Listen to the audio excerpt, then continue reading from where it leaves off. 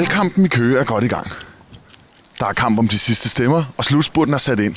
Men vi er ud for at kigge på, hvem køgeborgerne i virkeligheden stemmer på.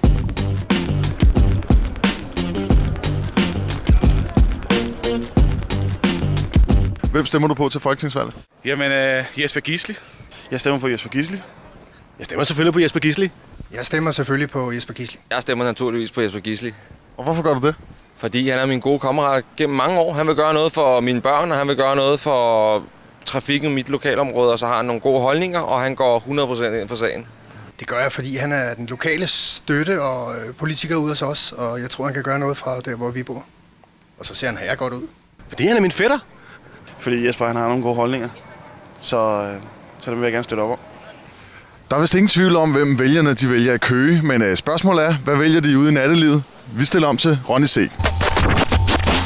Velkommen til Køges Natteliv. Vi har foran en her i aften. Hvem stemmer du på? Jeg stemmer på Jesper Gisli. Jeg hedder Kasper, og jeg stemmer på Jesper Gisli. Jeg stemmer på Jesper Gisli. Jeg stemmer på Jesper Gisli. Jeg stemmer på Gisli. Jesper Gisli.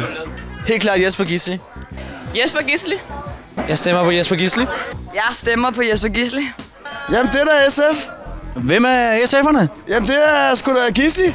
Gisli, han er god. Gisli, han har holdt i sine ting, ikke? Altså, Gisli, det er den mand, man har kendt igennem hele livet. Manden, han siger tingene, og han mener det. Det er ikke kun fordi, han er en flot fyr. Han er en flot fyr. Fordi han har forstand på, hvordan man får styr på tingene. Det er der ikke nogen andre, der har, altså. Fordi han støtter mine mærkesager. Fordi han har nogle gode politiske holdninger. Jamen, han har nogle helt gode holdninger omkring trafikproblemerne på Sjælland, som jeg personligt synes, der er meget problemer med. Fordi vi har brug for noget ung blod. I stedet for de gamle mennesker, der sidder derinde nu. Fordi jeg synes, han er en fin fyr, og det han står for, det kan jeg også godt stå inden for. Så derfor så synes jeg, det er okay. Det gør jeg, fordi at, jeg synes, han har en god mærkesag. Fordi han er jordens flotteste fyr. Derfor.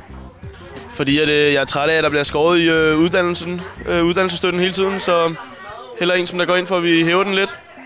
Tak for i aften, og den her gang, det var slut på Køge Natteliv, og mit navn er Ronny C, og jeg stemmer også på Jesper G.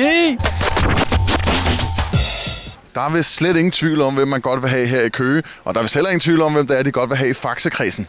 Så nu gælder det bare om at komme ud og stemme, og jeg kan kun sige, held og lykke, Jesper.